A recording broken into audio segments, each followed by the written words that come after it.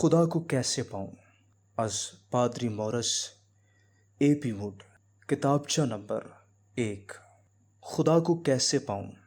ایک دفعہ میں جنوبی انگلستان میں اپنی کار پر سفر کر رہا تھا کہ مجھے کار میں پیٹرول ڈلوانے کے لیے ایک چھوٹے سے قصبے میں رکنا پڑا۔ پیٹرول پمپ کے مالک نے خود ہی پیٹرول ڈالا۔ کار میں سر اندر ڈالتے ہوئے وہ بولا، معاف کیجیے، آپ وہی پادری صاحب تو نہیں جو نارمنڈی کی فتح کے موقع پر ہمارے ساتھ فرانس کے ساحل پر تھے؟ گویا گزرے زمانے کی یاد از سر نو تازہ ہو گئی۔ ہم باتوں میں اتنے مگن تھے کہ ہمیں یہ خیال ہی نہ آیا کہ میری کار کے پیچھے اور کاروں کی قطار لگ گئی ہے۔ آپ جانتے ہیں کہ دکانداری کے لیے یہ چیزیں بڑی نقصان دہ ہوتی ہیں۔ مجبوراً گاہکوں کا لحاظ کرتے ہوئے اس نے مجھے الوداع کہا۔ کہنے لگا، مجھے وہ آپ کی پہلی عبادت جو آپ نے یوم فتح کے موقع پر ساحل پر کرائی تھی کبھی نہیں بھولے گی۔ اس کے الفاظ میرے ذہن پر نقش ہو گئے۔ مجھے وہ بہت سی عبادتیں جو میں نے کرائی تھیں یاد آ گئیں۔ وہ ہزاروں مرد اور عورتیں میری آنکھوں کے سامنے تھے جنہوں نے ان عبادتوں اور مقامی محاذ میں حصہ لیا تھا۔ یہ وہ لوگ تھے جنہوں نے اپنے عزیزوں کی خاطر دکھ، مصیبت اور جدائی کو برداشت کر کے اس نازک وقت اور تکلیف میں اپنے ہاتھوں کو خدا کی بارگاہ میں پھیلایا تھا۔ کیا آپ نے بھی مصیبت کے وقت خدا کو پانے کی کبھی کوشش کی؟ کیا غم اور خوشی میں آپ نے اسے کبھی یاد کیا ہے؟ مگر یوں بھی ہوتا ہے کہ ہماری دعائیں بے اثر معلوم ہوتی ہیں اور ہم سمجھتے ہیں کہ ہماری مراد ناممکن ہے۔ آپ یہ سمجھتے ہیں کہ اگرچہ آپ کو خدا کی تڑپ ہے مگر باوجود اس کے آپ اس سے دور ہیں۔ یاد رکھیے، خدا کا کوئی سگا یا پرایا نہیں۔ وہ چاہتا ہے کہ آپ اسے پائیں، اور جب تک آپ اسے فی الحقیقت پا نہیں لیتے آپ کے لیے زندگی بے معنی ہوتی ہے۔ اگر واقعی آپ اس کے لیے سنجیدہ ہیں تو برائے مہربانی 15 منٹ کے لیے اپنی توجہ میری طرف مبذول کریں۔ میں بتاؤں گا کہ بائبل کے اعتبار سے وہ کون سے 3 ضروری قدم ہیں جو ہمیں خدا کی قربت میں لا سکتے ہیں۔ خدا کے لیے جستجو۔ ذرا میرے ساتھ ہو کر گلیل کے ساحل کو تو تصور میں لائیے۔ سہانی اور روشن صبح ہے اور یسوع مسیح اپنا پہلا واعظ شروع کرنے والا ہے۔ مرکز پہلا باب 14ویں آیت۔ ماہی گیر اس کے آس پاس کھڑے ہیں۔ وہ ابھی بیابان کی آزمائش سے فارغ ہوا ہے۔ وہ جانتا ہے کہ جہان، جسم اور شیطان بڑی بری طرح انسانی زندگیوں اور ضمیروں کو برباد کر سکتے ہیں اور انسانی تعلقات کے لیے زہر قاتل ہو سکتے ہیں۔ اگرچہ وہ ہماری طرح اسی عالم میں رہا مگر اس سے کبھی گناہ سرزد نہیں ہوا۔ اب اس کی آواز سنیے۔ پھر یوحنا کے پکڑوائے جانے کے بعد یسوع نے گلیل میں آ کر خدا کی خوشخبری کی منادی کی اور کہا، توبہ کرو اور خوشخبری پر ایمان لاؤ۔ مرکز پہلا باب 14ویں اور 15ویں آیت۔ یہ ہیں پہلے 2 قدم، توبہ اور خوشخبری پر ایمان لاؤ۔ توبہ کرنے سے کیا مراد ہے؟ یہی نہیں کہ گاہے بگاہے ہم اپنی زندگیاں سدھارنے کے لیے نئے نئے منصوبے باندھتے ہیں اور یہ توقع رکھتے ہیں کہ خدا ہماری زندگیوں کو جیسی بھی وہ ہیں بغیر کسی مزید رد و بدل کے قبول کر لے گا، بلکہ یہ اس سے بہت زیادہ ہے۔ بائبل اپنے سادہ انداز میں کہتی ہے سب نے گناہ کیا اور خدا کے جلال سے محروم ہیں۔ رومیو 3 باب 23 آیت۔ بائبل بتاتی ہے کہ ہم اپنے اعمال کے باعث گنہگار ہیں۔ ہمارے تمام اعمال درج ہیں۔ ہم نے خیال، کلام اور فعل میں گناہ کیا، جس سے سوائے کسی مغرور یا احمق کے اور کوئی انکار نہیں کر سکتا۔ بائبل کے نزدیک گناہ کی مزدوری موت یعنی خدا سے ابدی جدائی ہے۔ رومیو 6 باب 23 آیت۔ گناہ ہمیں نہ صرف خدا سے جدا کرتا ہے بلکہ ہمیں اندھا بھی کر دیتا ہے۔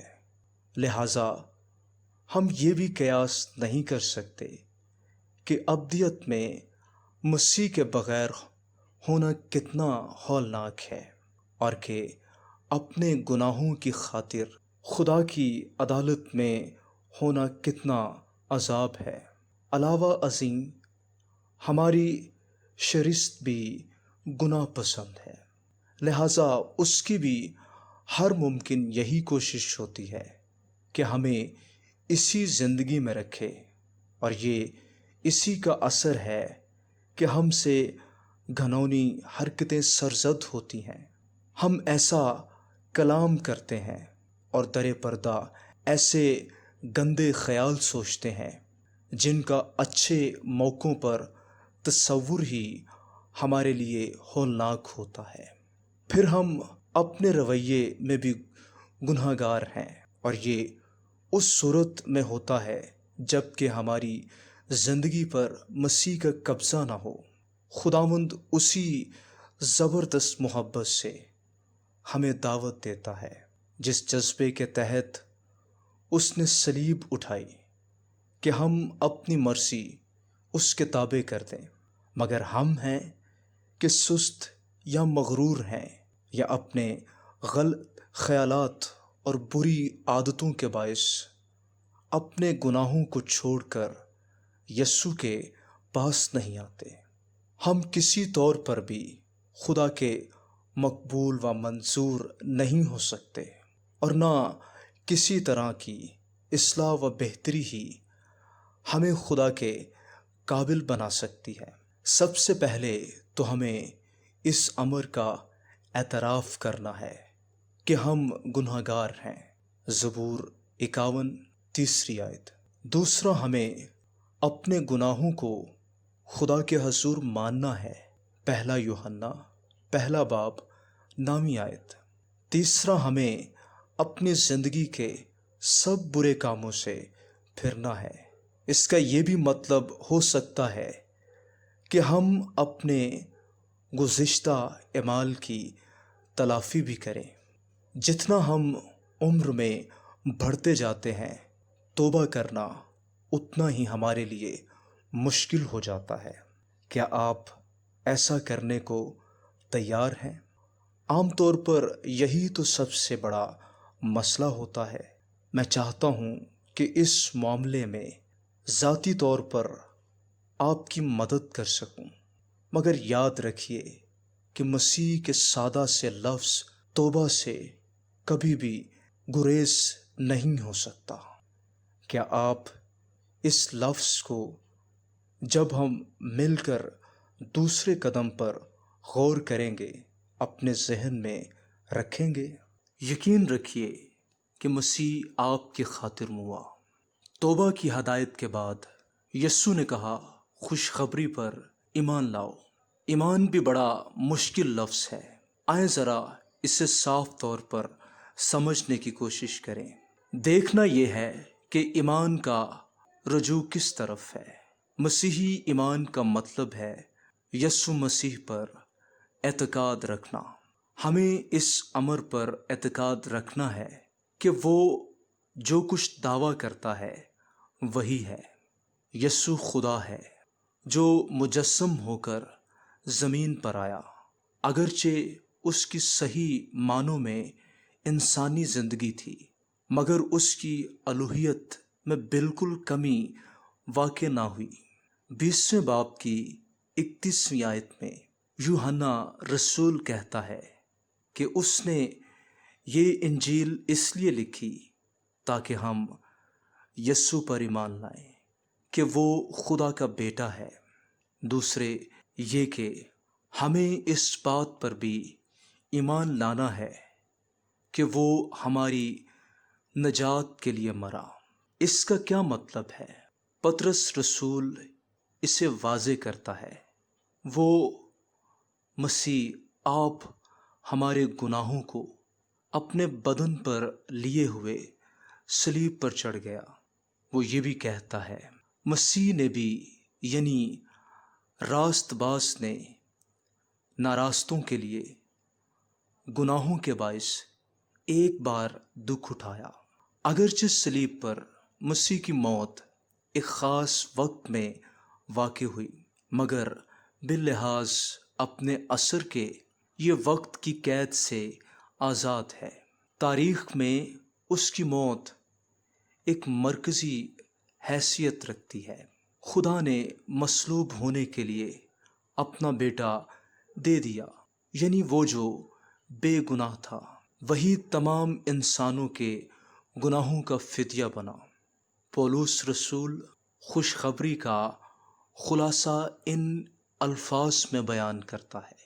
مسیح کتاب مقدس کے مطابق ہمارے گناہوں کے لیے موا، بحیثیت عادل ہونے کے خدا ہمارے گناہوں پر ملامت کرتا ہے، مگر اپنی محبت اور رحم میں وہ ہماری خاطر اپنے بیٹے کی قیمتی موت سے معافی کا سامان بھی مہیا کرتا ہے۔ خدا باپ نے اس کا منصوبہ باندھا، مگر پورے تعاون سے خدا بیٹا اسے عمل میں لاتا ہے، اور خدا روح القدس مسیح کی موت ہمارے لیے شخصی بنا دیتا ہے، اور جب ہم اس کی آواز کے شنوا ہوتے ہیں اپنے آپ کو مسیح کے حوالے کر دیں۔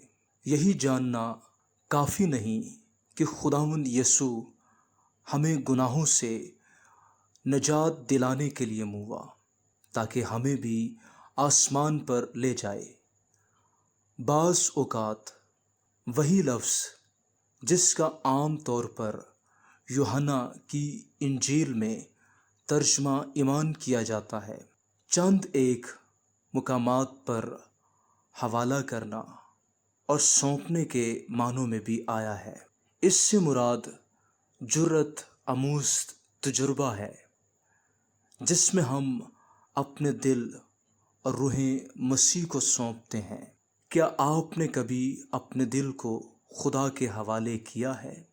کیا آپ نے کبھی اپنی کشتی کا چپو اس کے ہاتھ سونپا ہے کہ وہ جہاں چاہے آپ کو چلا کر لے جائے؟ مجھے یاد ہے جب میں جنگ میں شاہی بیڑے کا پادری مقرر ہوا تھا، تب ساحل پر نصب شدہ توپ خانے نے ہمارے بیڑے پر گولہ باری کی۔ مجھے انہوں نے ساحل پر ہی اتار دیا کیونکہ میں ہی انگریزی کلیسیا کا پادری اس بیڑے پر متعین تھا۔ بیڑے کے افسر نے بچاؤ کی پیٹی میرے لیے پانی میں اتاری۔ میں نے اس کی ایک طرف کو دبایا اور یہ میرے کندھوں پر آ گئی۔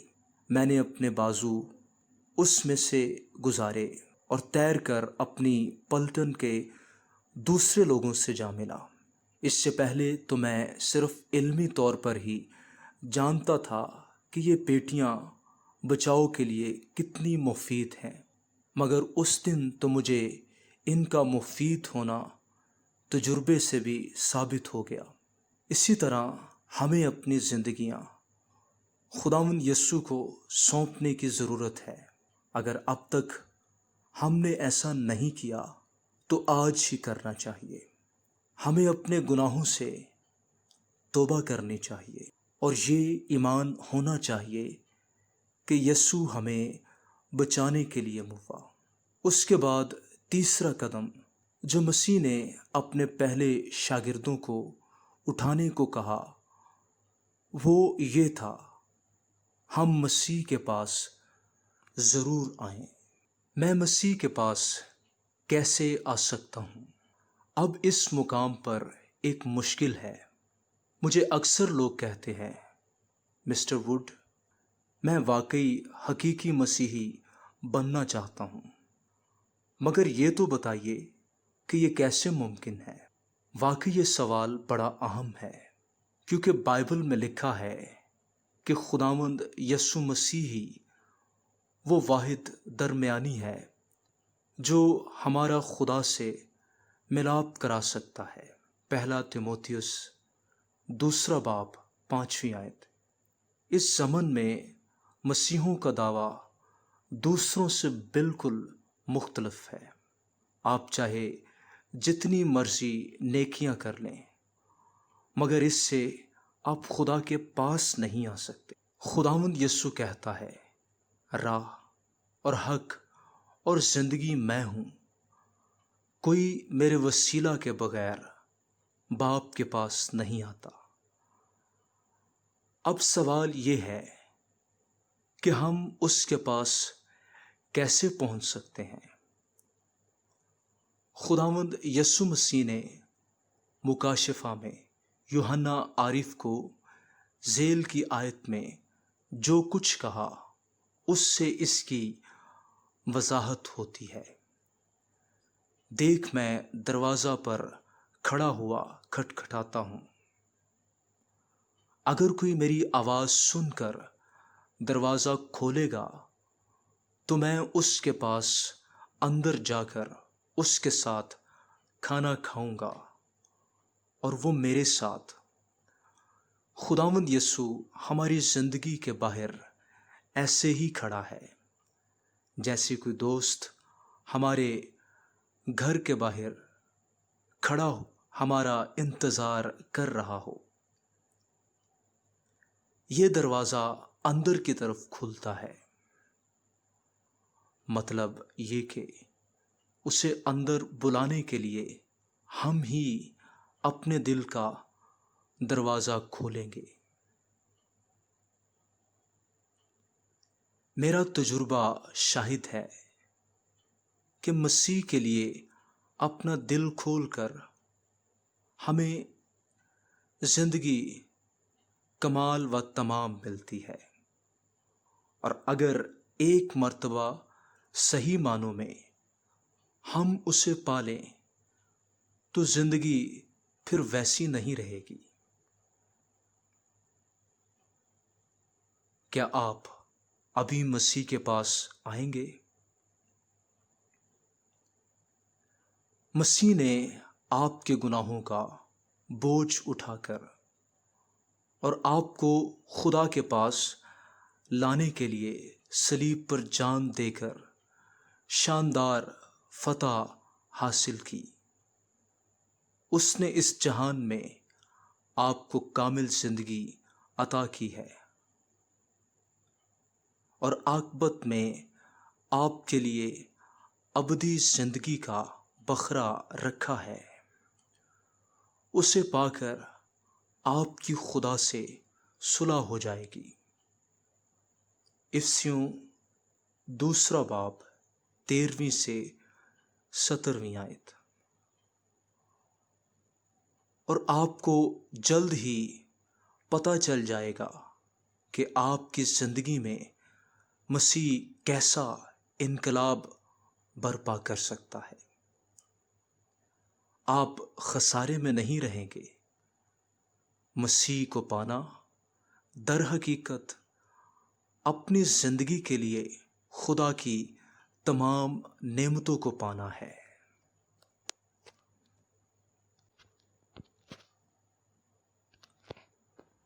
اٹل فیصلہ۔ مسیح کو نجات دہندہ قبول کرنے کا مطلب آپ کے طرز زندگی میں تبدیلی ہے۔ اس کی مثال ایسی ہی ہے جیسے کہ بڑے شہروں میں بعض روڈ ایسے ہوتے ہیں جہاں یک طرفہ ٹریفک ہوتی ہے، یعنی قانونی طور پر کوئی پیچھے نہیں مڑ سکتا۔ اگر کوئی ایک دفعہ داخل ہو جائے تو وہ آخر تک خواہ کچھ بھی ہو سیدھا ہی جائے گا۔ مسیحی زندگی بھی کچھ اسی طرح کی ہے۔ وہی خداوند یسوع جو ہمیں معافی، اطمینان، قوت اور زندگی کا مقصد عطا کرتا ہے، ہم سے وفاداری اور خدمت بھی طلب کرتا ہے۔ خداوند یسوع کو اپنے دل میں دعوت دینا ایک بڑی سنجیدہ بات ہے۔ یہ ہانڈی کے ابال کی طرح نہیں جو صرف کچھ دیر کے لیے رہتا ہے، بلکہ زندگی بھر کے لیے فیصلہ ہے۔ جب ہم ایمان کی معرفت مسیح کو اپنا نجات دہندہ قبول کر لیتے ہیں تو ہمیں یہ سمجھ لینا چاہیے کہ اس کے کیا نتائج ہوں گے۔ ہمیں اس کی کلیسیا کی رفاقت میں اس کی پرستش کرنی چاہیے۔ اعمال دوسرا باب 41ویں آیت سے لے کر 47ویں آیت۔ اپنے گھروں اور روزمرہ کی زندگی میں اس کی گواہی دینی چاہیے۔ رومیو 10واں باب 9ویں اور 10ویں آیت۔ اور اس قربانی کے احسان کے عوض جو اس نے ہمارے لیے گزرانی، ہمیں اس کے لیے کام بھی کرنا چاہیے۔ دوسرا کورنتھیوں 5واں باب 14ویں اور 15ویں آیت۔ اس نے صلیب پر آپ کے لیے اپنی جان دے دی، لہذا فقط اسی کو یہ حق پہنچتا ہے کہ آپ سے مطالبہ کرے کہ آپ اپنی مرضی اس کے تابع کر دیں۔ تنہائی میں مکاشفہ 3 باب 20ویں آیت کا مطالعہ کریں اور پھر اعتماد سے مندرجہ ذیل دعا کریں۔ آپ کو ایمان کے اس قدم کے لیے کبھی افسوس نہیں ہوگا،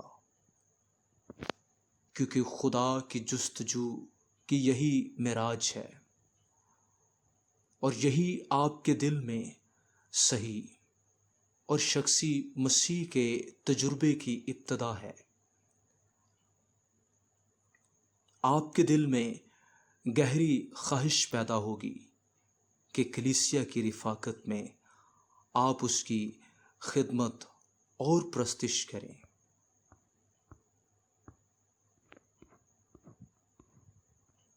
آپ کی مدد کے لیے دعا۔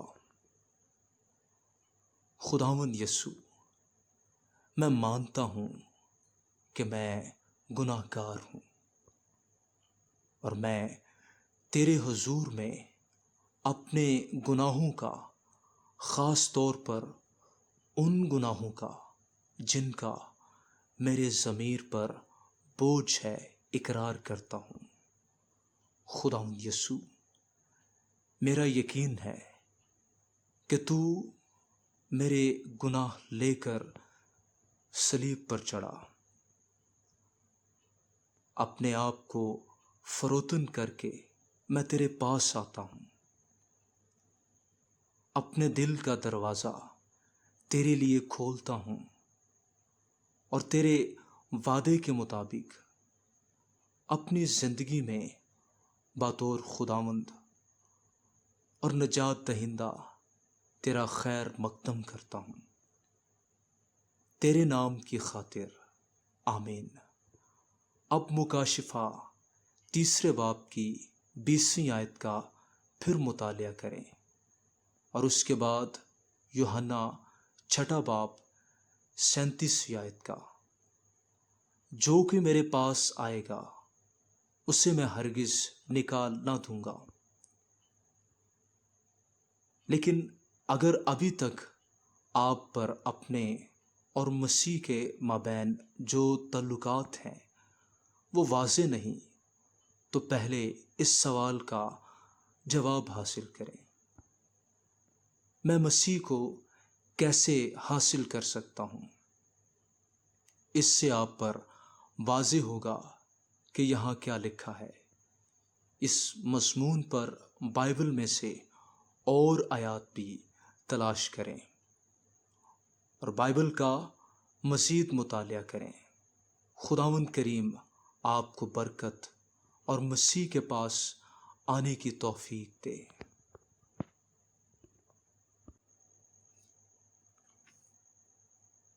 ضروری قدم۔ جب آپ نے حتمی طور پر خداوند یسوع مسیح کو اپنے دل میں دعوت دینے کا عظیم الشان قدم اٹھا لیا، تو آپ کے نئے ایمان کو تقویت کی ضرورت ہوگی۔ مطالعہ بائبل، دعا، کلیسیا کی رکنیت، عبادت، رفاقت، پاک شراکت اور مسیح کی گواہی سے خدا آپ کو اس سے تقویت دے گا۔ یہ تمام ایسے معاملات ہیں جن میں آپ اپنے پاسبان سے مدد حاصل کر کے بہت ہی خوش ہوں گے، مگر اپنے دل میں ابھی سے فیصلہ کر لیں کہ آپ اسے ضرور شروع کریں گے، اور ہر دن کو بائبل کے مختصر مطالعہ اور یسوع سے جو آپ کا نیا دوست اور نجات دہندہ ہے دعا کر کے شروع کریں گے، اور اسی طرح ختم بھی کریں گے۔ یقین حاصل کرنے کے لیے کتابچہ نمبر 3 آپ کے لیے بے حد مفید ہوگا۔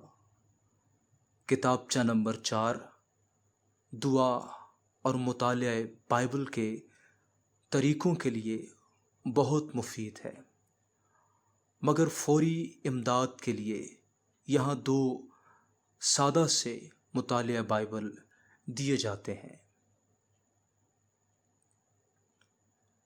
پہلے دن کے لیے بائبل کا مطالعہ۔ ابتدائی دعا۔ اے خداوند، میری آنکھیں کھول دے تاکہ میں تیری شریعت کے عجائب دیکھوں۔ زبور 119 18ویں آیت۔ ورت۔ زبور 23 اچھا چوپان۔ خداوند میرا چوپان ہے، پہلی آیت۔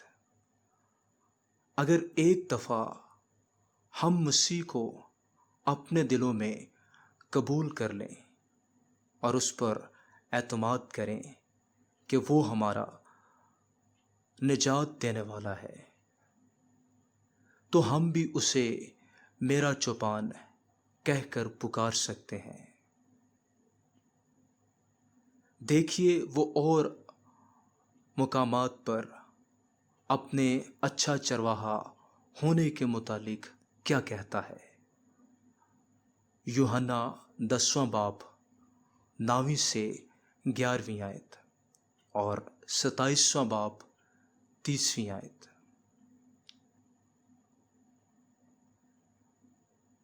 ہدایات۔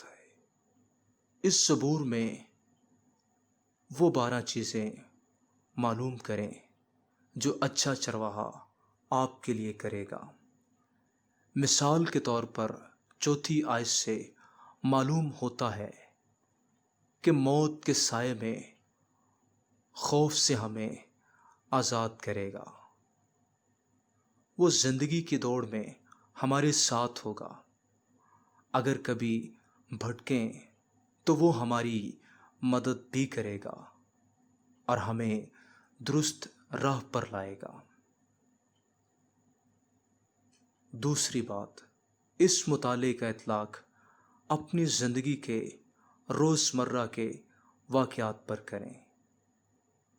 تیسری بات، ان میں سے ایک آیت منتخب کر کے اسے حفظ کریں اور اسے آج اپنے لیے وعدہ مانیں۔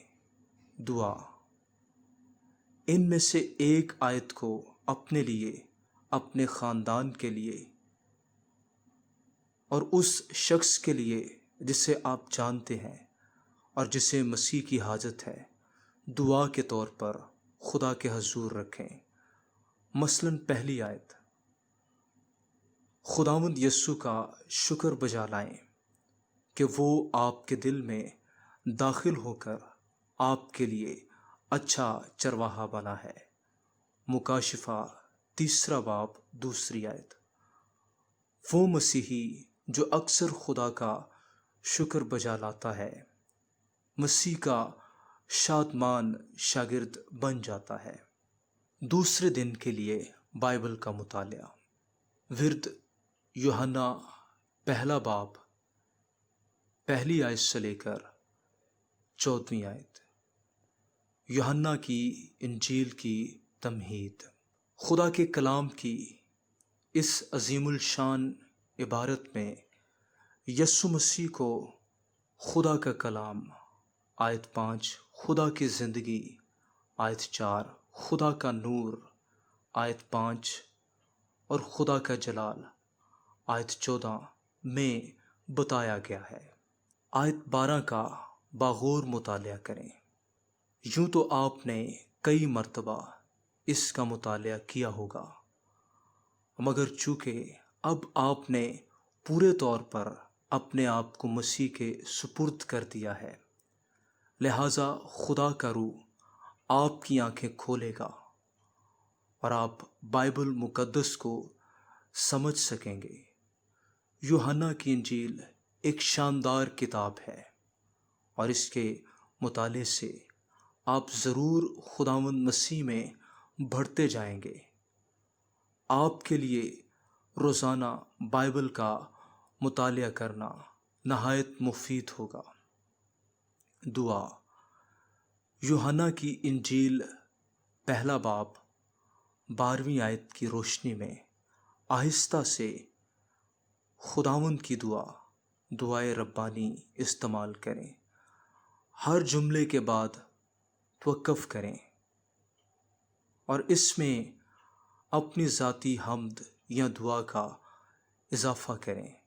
میرا خیال ہے اس کتابچے میں کافی مواد ہے جو مسیح کی شاگردی اختیار کرنے میں آپ کے لیے مفید ثابت ہوگا۔ اس سلسلے کے دوسرے کتابچے بھی آپ کے لیے بے حد فائدہ مند ہوں گے، کیونکہ اچھی پہل ٹھوس ترقی کے لیے بہت مفید ہوتی ہے۔ ہماری دعا ہے کہ خداوند اس کام کو جو اس نے آپ میں شروع کیا ہے پایہ تکمیل تک پہنچائے۔ خدا زندگی کے ہر شعبے میں آپ کو برکت دے۔